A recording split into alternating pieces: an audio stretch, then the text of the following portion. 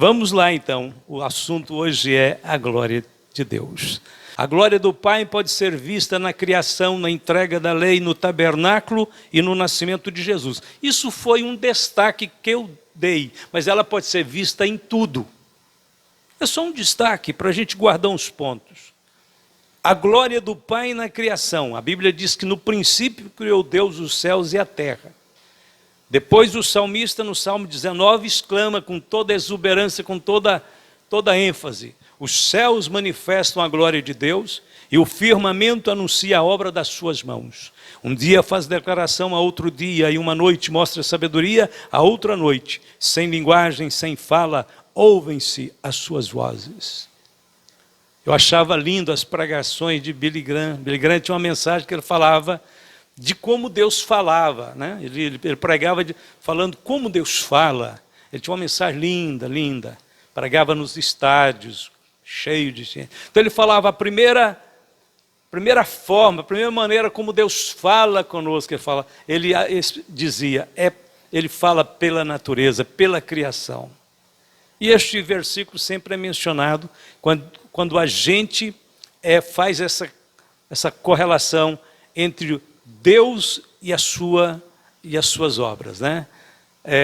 Porque olhando para a obra, você conhece o artista, você classifica quem fez aquela obra, quem esculpiu o quadro, quem fez a escultura, enfim, se ficou muito bem feito, você diz, esse artista é incrível, né?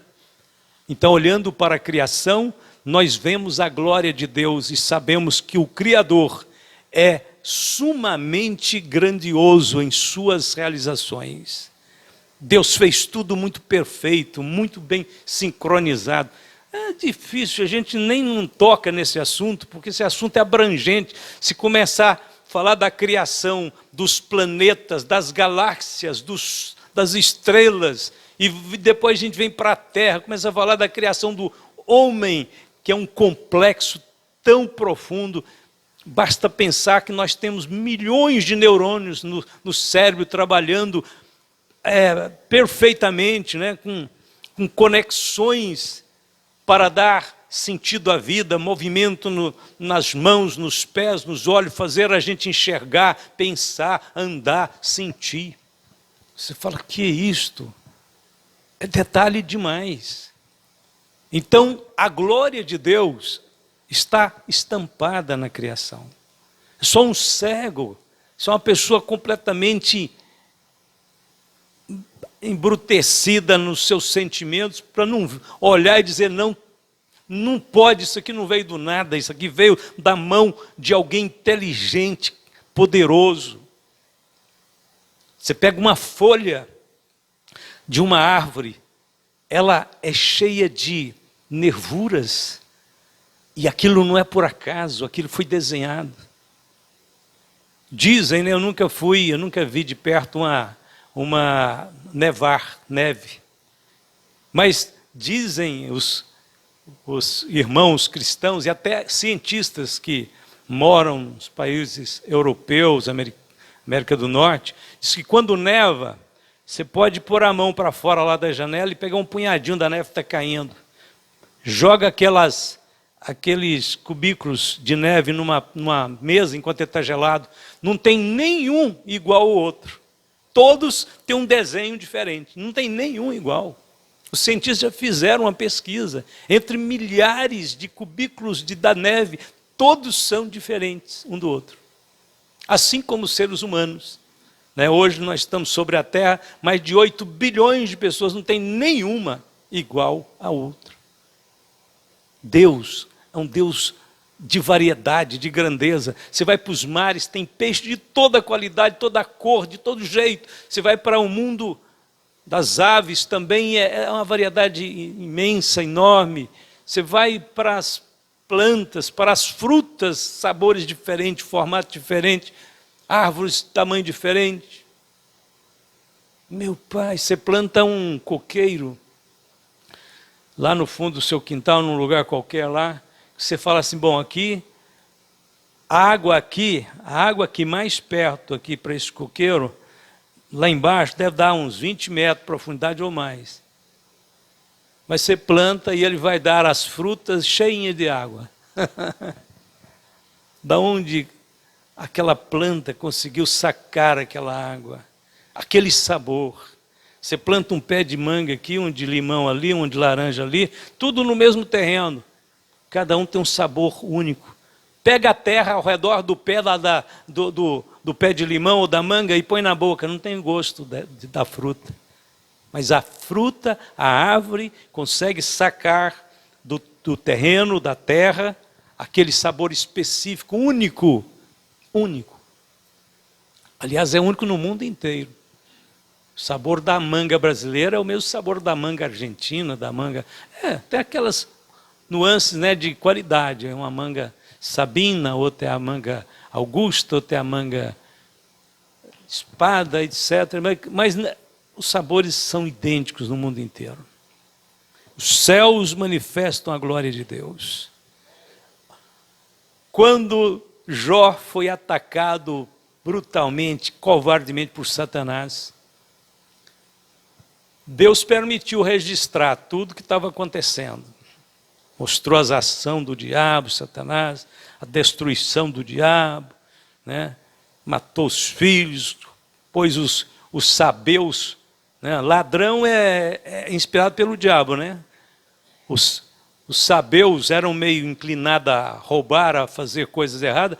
Satanás entrou neles, eles foram lá, assaltaram a fazenda de Jó, levou todos os rebanhos, tudo. Demônio. Por isso tem muito assalto, tem muito roubo, tem muito ladrão. Porque o diabo está operando ainda nas camadas aí, que vivem fora da vontade de Deus, né? Então, Deus narrou tudo, permitiu que fosse registrado. Ora bem, a gente não deve fazer propaganda das obras do maligno, mas uma coisa é certa, mas nós temos que saber que ele faz essas obras. Então Deus permitiu que fosse registrado para a gente saber, se preparar, se firmar contra possíveis ataques malignos. Deus permitiu que o drama de Jó se tornasse uma revelação. Deus apoiou na fidelidade de Jó para permitir todos aqueles eventos. Mas quando, olha, aí vai o livro de Jó, os amigos de Jó, aquele debate, aquele negócio todo, os amigos de Jó acabaram ficando pior do que o maligno para tentar Jó, né? E ficaram acusando ele de coisas que ele nunca fez, que ele nunca realizou, pecados e tal. E Deus deixa a coisa correr. Jó está quase morrendo, está só pele e osso, doença para todo lado. Esposa já blasfemou, já não ajuda ele mais em nada, os filhos morreram. Lá no capítulo 38 do livro de Jó, Deus entra em cena, deixou correr. Deus entra em cena. Depois você vai ler Jó 38 para frente, até finalizar o livro. Aí é Deus falando.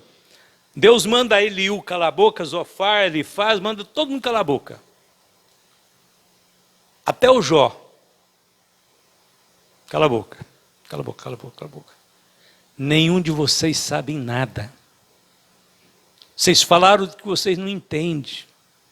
Vocês estão acusando o Jó de coisas que ele não fez. Aí Deus vira para Jó. O que se esperava, a gente esperava que Deus chegasse lá e dissesse: Jó, você está sofrendo porque tem um inimigo aí maligno, que eu estou lidando com ele desde o começo da criação. E ele criou esse drama e eu tenho que confiar na sua vida. Não, Deus não dá explicações para Jó sobre o diabo, não. Deus não fala nenhuma vez do inimigo, nenhuma. Sabe do que Deus fala? Deus fala dele. Olha o que Deus fala aqui. Jó, onde estavas tu quando eu fundava a terra? Faze-me saber se tens inteligência. Você sabe quem resolveu qual seria o tamanho do mundo? E quem foi que fez as medições? Em cima de que estão firmadas as colunas que sustentam a terra? Quem foi que assentou a pedra principal do alicerce do mundo? Na manhã da criação as estrelas cantavam em coro, e os servidores celestiais soltavam gritos de alegria. Quando o mar jorrou do ventre da terra, quem foi que fechou os portões para segurá-lo? Jó, desvia os olhos do inimigo e olha para mim. Você não precisa saber detalhes, você não precisa saber minúcias a respeito desse inimigo sujo, perverso e mau, mas você precisa saber sobre a minha grandeza. Você precisa saber do meu poder eterno. Irmão, Deus é a sabedoria. Deus não falou o nome do maligno hora nenhuma. Deus chamou Jó para olhar para ele. Contempla, Jó, teu Criador. Contempla teu Redentor. Olha para mim, vai acalmar todas as tempestades. E é mesmo.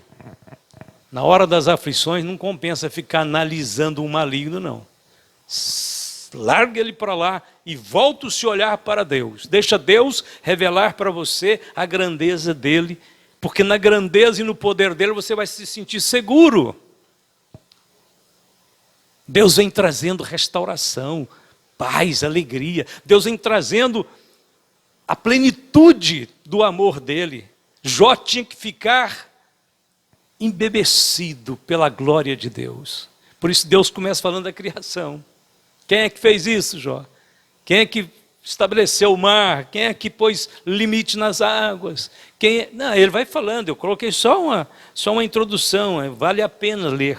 E vale a pena talvez estudar isso uma hora, só isto, para a gente entender. Sobre a criação e a glória de Deus na criação. E tu, Senhor, no princípio fundaste a terra, e os céus são obras de tuas mãos. Eles perecerão, mas tu permanecerás, e todos eles como roupa envelhecerão, e como um manto os enrolarás, e como uma veste se mudarão. Mas tu és o mesmo, e os teus anos não acabarão. Hebreus 1, 10 e 12.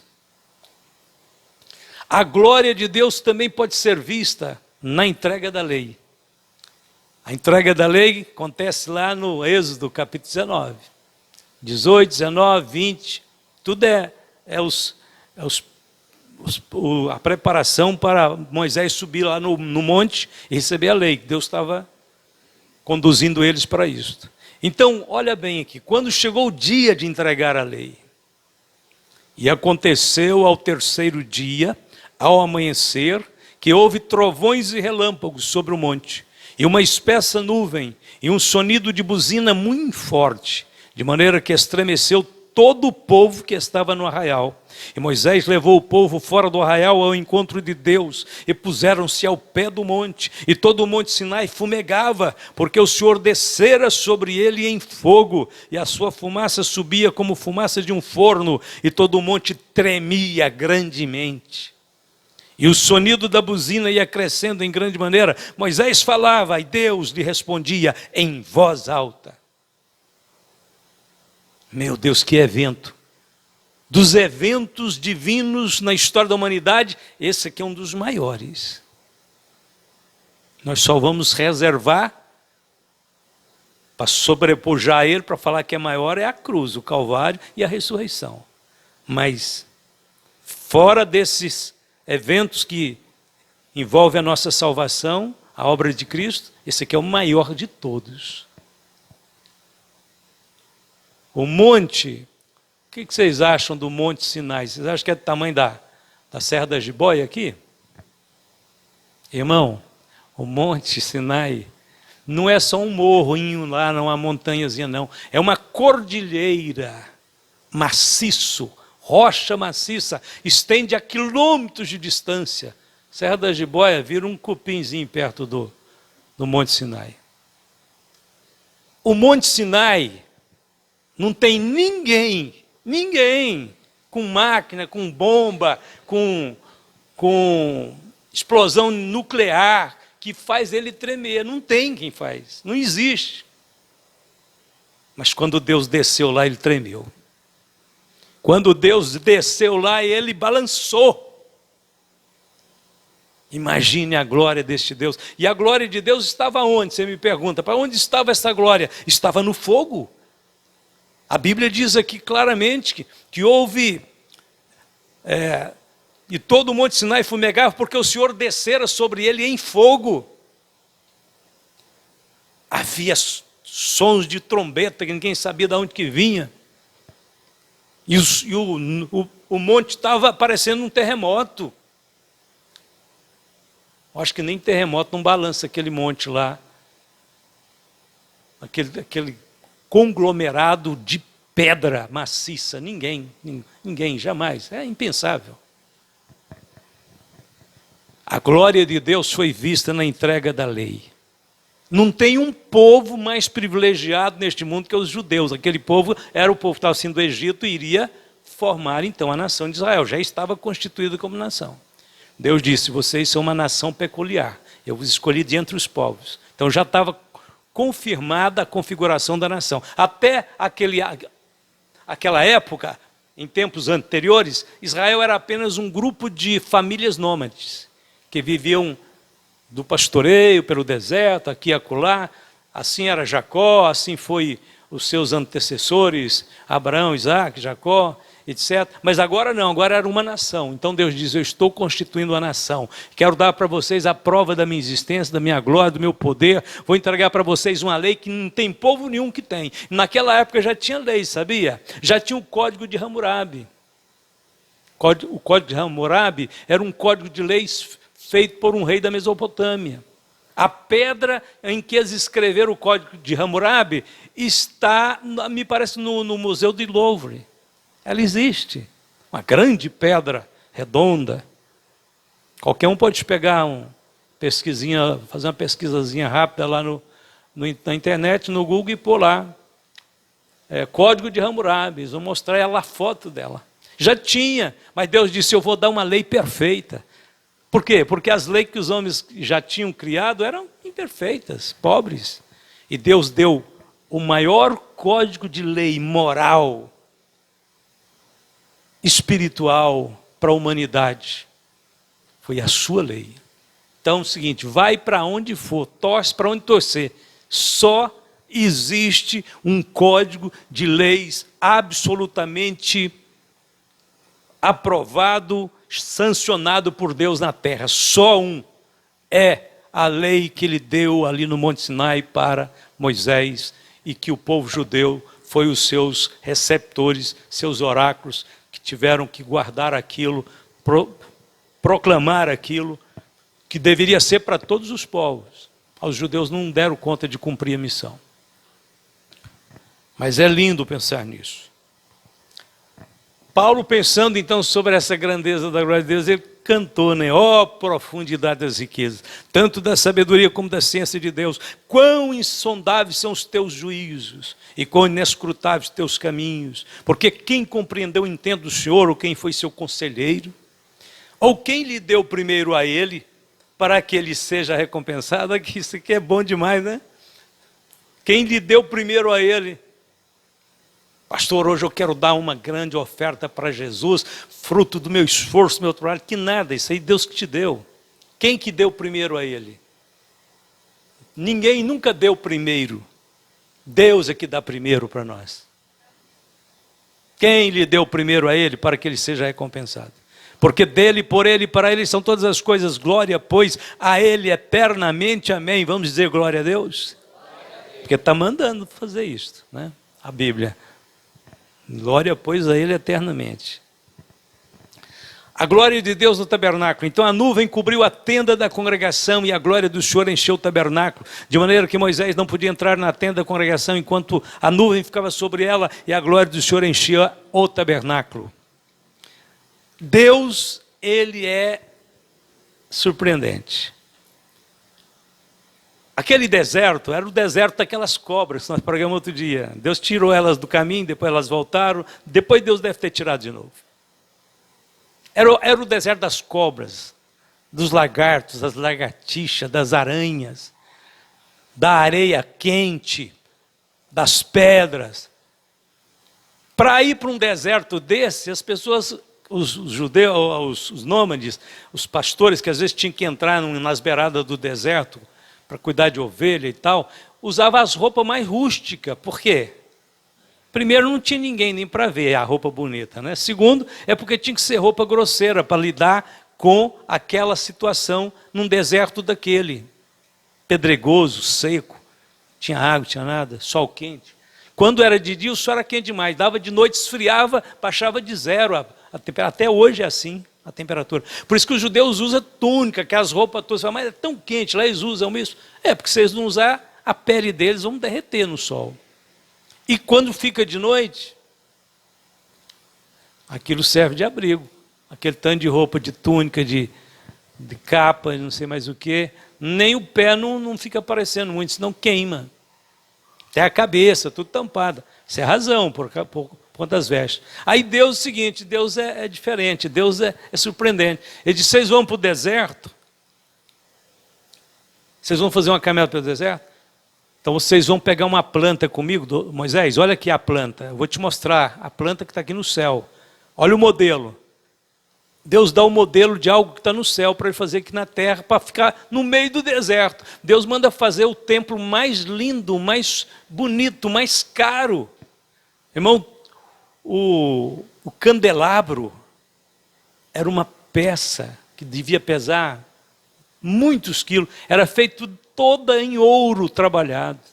A mesa dos pães da proposição, o altar de incenso, o altar do holocausto, a pia para purificação, as cortinas, as coberturas do tabernáculo eram feitas de linho fino, tinha várias camadas, a parte de fora era peles de texugo. O que é texugo? Alguns acreditam que podia ser animais marinhos, ou quem sabe golfinhos, que eles tiraram a pele para fazer a última cobertura, a parte de fora do tabernáculo. A parte de fora então ficava assim um pouquinho rústica, mas por dentro era a coisa mais linda, era o templo mais caríssimo que existia. O tabernáculo ainda era feito para montar e desmontar. Deus mandou fazer no meio do deserto. Algo tão surpreendente desse, né? Então, a glória de Deus estava no tabernáculo, que quando inaugurou o tabernáculo, esse capítulo 40 de Êxodo, é exatamente quando eles terminam o tabernáculo, e Moisés disse, vamos fazer o primeiro culto. E a glória de Deus desce, a nuvem de Deus, a chama, às vezes em forma de fogo, às vezes em forma de nuvem, desceu sobre a congregação. Aqui diz, a nuvem cobriu a tenda. E, a partir daquele dia, a glória do Senhor continuou sobre a congregação do deserto, e especialmente sobre o tabernáculo, os 40 anos. No nascimento de Jesus, a glória de Deus Pai. Ora, havia naquela mesma comarca pastores que estavam no campo e guardavam durante as vigílias da noite o seu rebanho.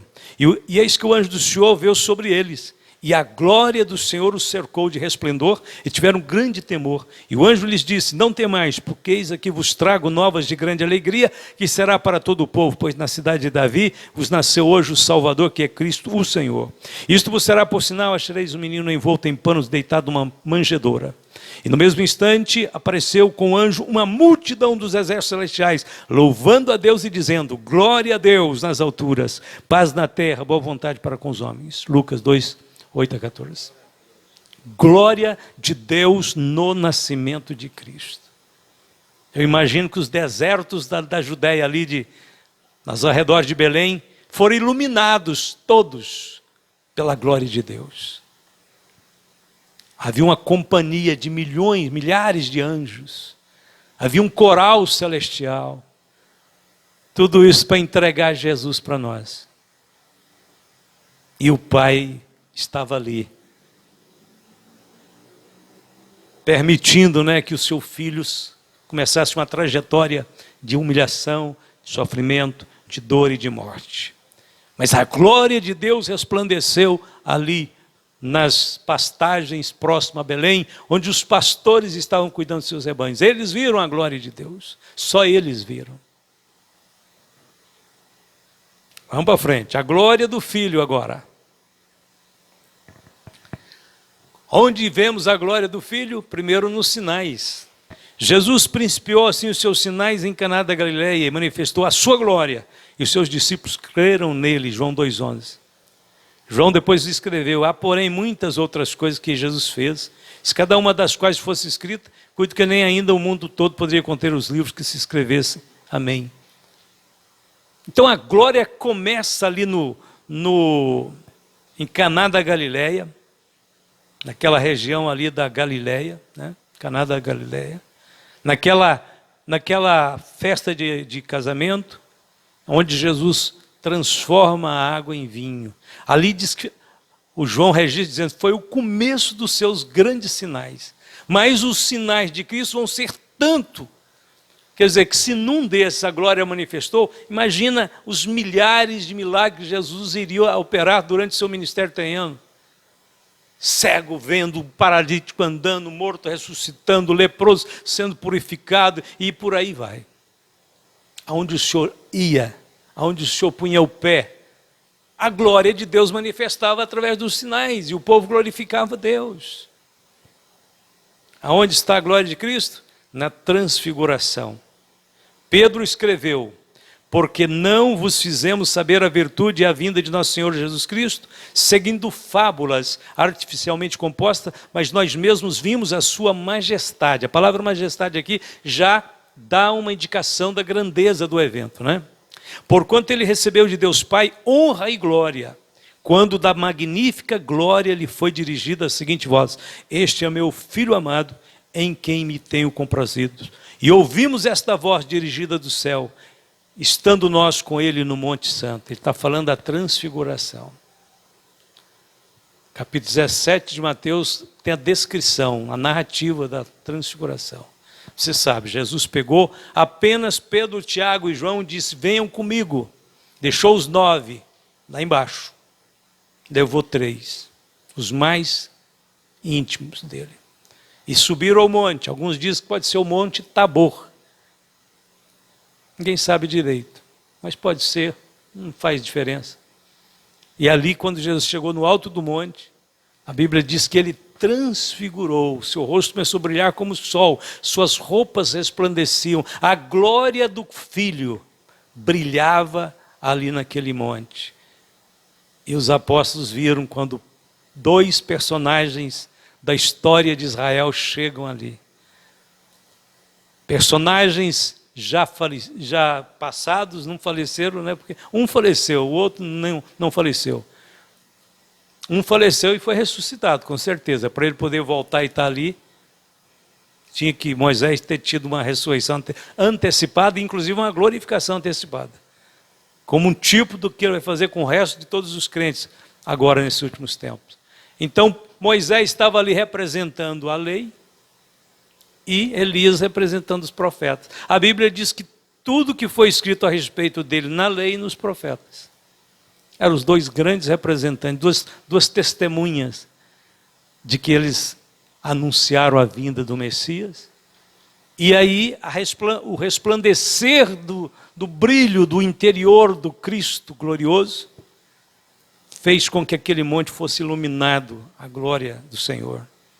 E Pedro nunca esqueceu disso. Quando ele escreveu a carta, ele lembrou disso e falou: a glória do Cristo na igreja, eu dei-lhes a glória que a mim me deste, para que sejam um, como nós somos um.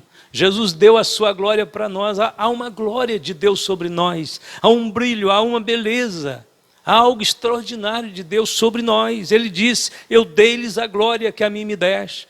O Pai tinha dado a Jesus Cristo aquela glória tão perfeita. E Jesus diz: Pai, eu estou dando ela para os meus discípulos.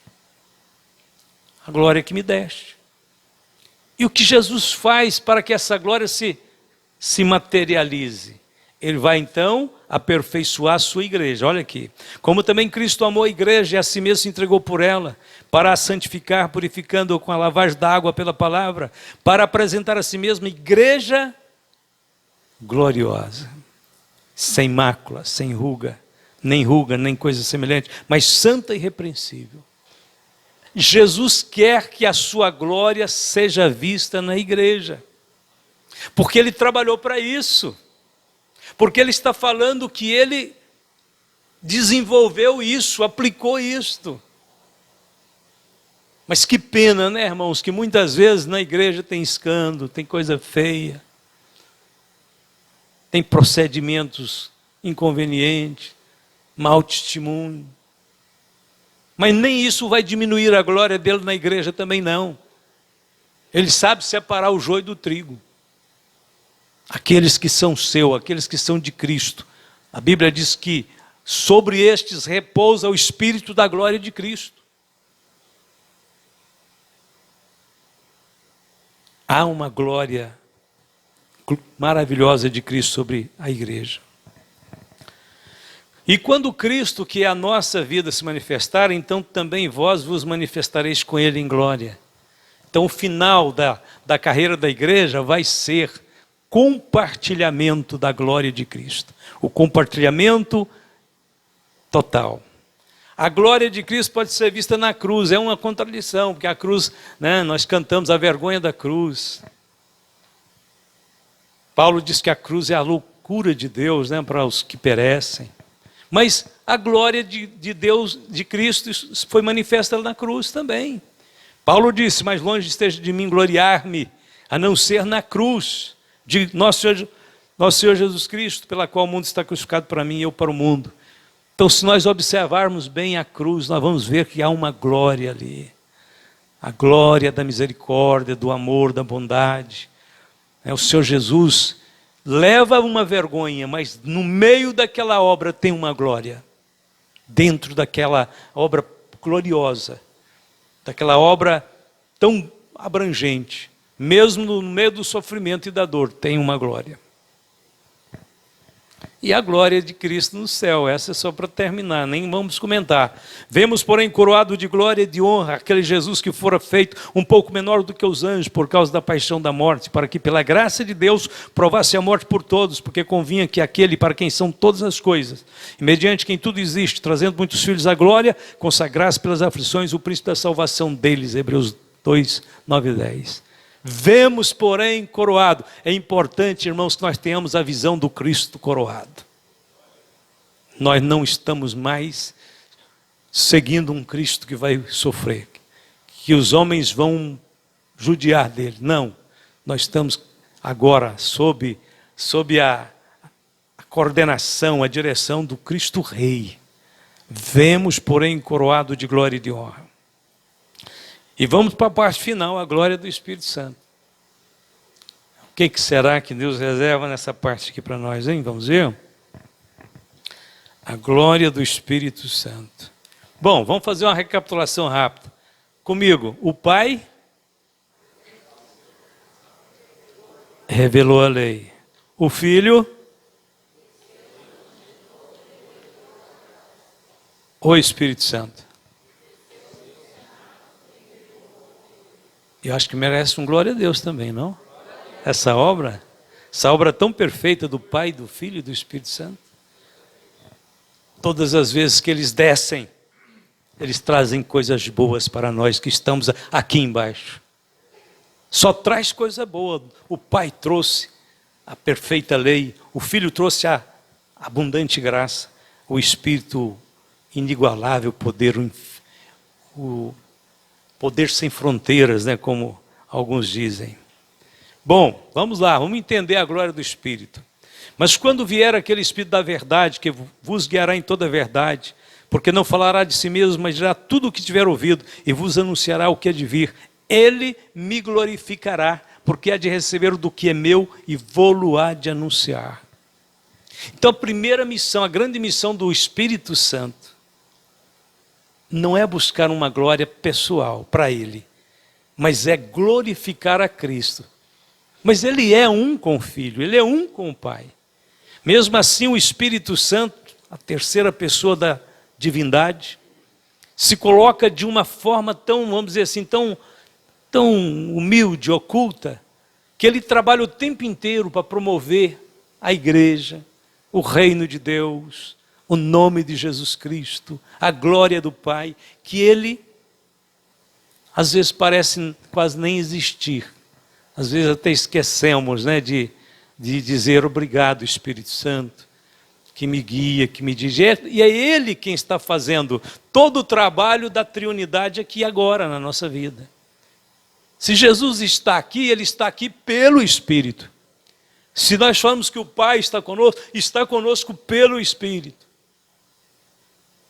Então o trabalho do Espírito Santo é muito glorioso, porque segundo os princípios eternos de Deus, aquele que humilha será exaltado. Então o Espírito Santo, se é que nós podemos usar essa expressão, ela é meio humana, mas se ele está ficando nos bastidores por esse tempo todo, Imagine como não será a resplandecente glória dele na eternidade.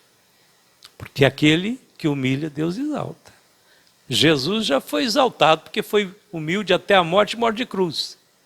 O Pai já lhe deu a recompensa, colocando ele sobre tudo que se nomeia neste século vindouro. Poderes, tronos, anjos, principados, potestades, tudo debaixo dos pés de Cristo. Deus está reservando algo muito grande para o Espírito, né? Tudo que Deus deseja fazer no homem, em nós, Ele o faz por meio do seu Espírito. O profeta Isaías afirma: o Espírito do Senhor está sobre mim. Então o profeta descreve as obras de Deus nele. É quando Jesus também usa essa mesma texto de Isaías, quando proclama a sua chegada como Messias, né? Na sinagoga de Nazaré. O Espírito do Senhor é sobre mim, pois me ungiu para libertar os cativos, pôr em liberdade os que estão presos, curar os quebrantados de coração, etc. A obra multifacetada do Espírito Santo opera uma transformação cheia de glória. Mas todos nós, com cara descoberta, refletindo como espelho a glória do Senhor, somos transformados de glória em glória, na mesma imagem, como pelo Espírito do Senhor. 2 Coríntios 3,18.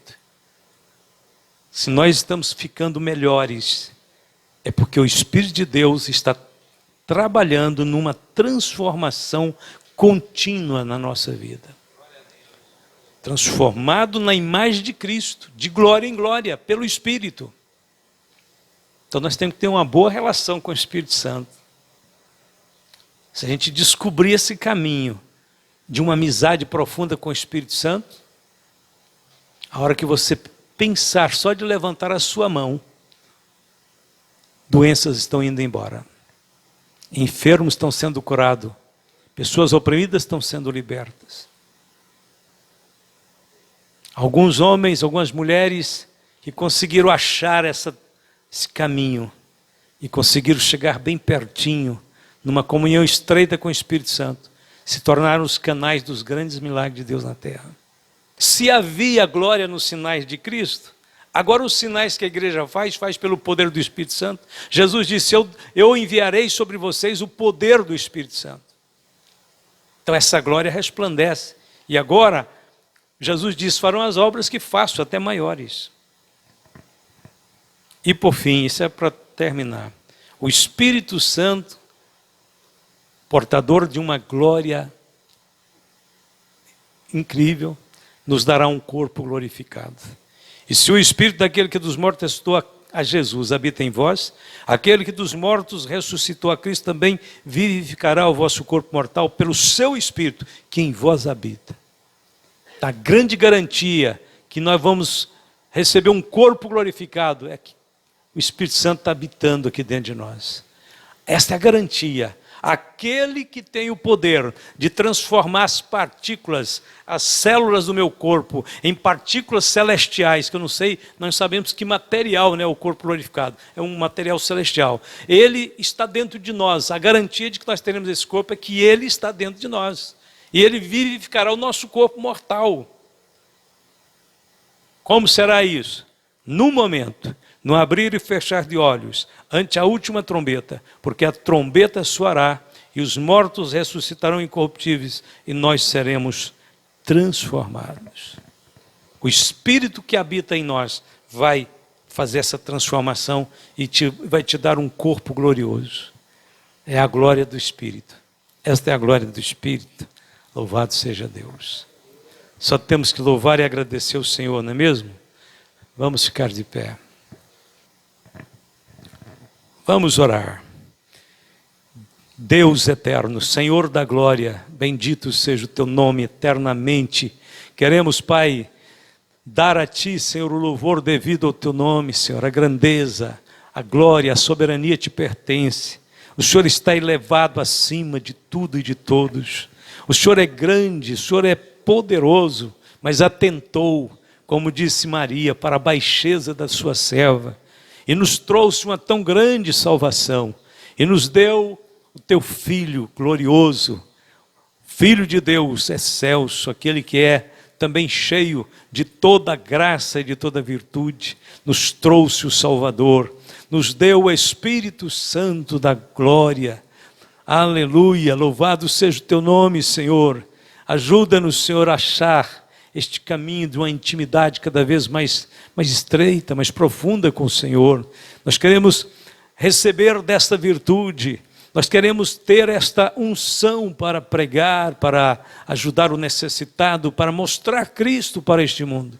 Abençoe a igreja, abençoe nossas vidas, abençoe nossas mãos, nossos pés, nossos lábios, abençoe nosso corpo, nossa alma, nosso espírito. Ó Deus, que essa glória possa tomar conta de nossa vida, para que em tudo que proceder de nós possa direcionar, possa apontar para a exaltação do teu nome, Senhor, para que todos saibam que o Senhor é Deus no céu e na terra, está acima de todo nome, elevado sobre todas as coisas. Bendito seja o teu nome, Senhor. Obrigado, Pai de amor, Deus de bondade.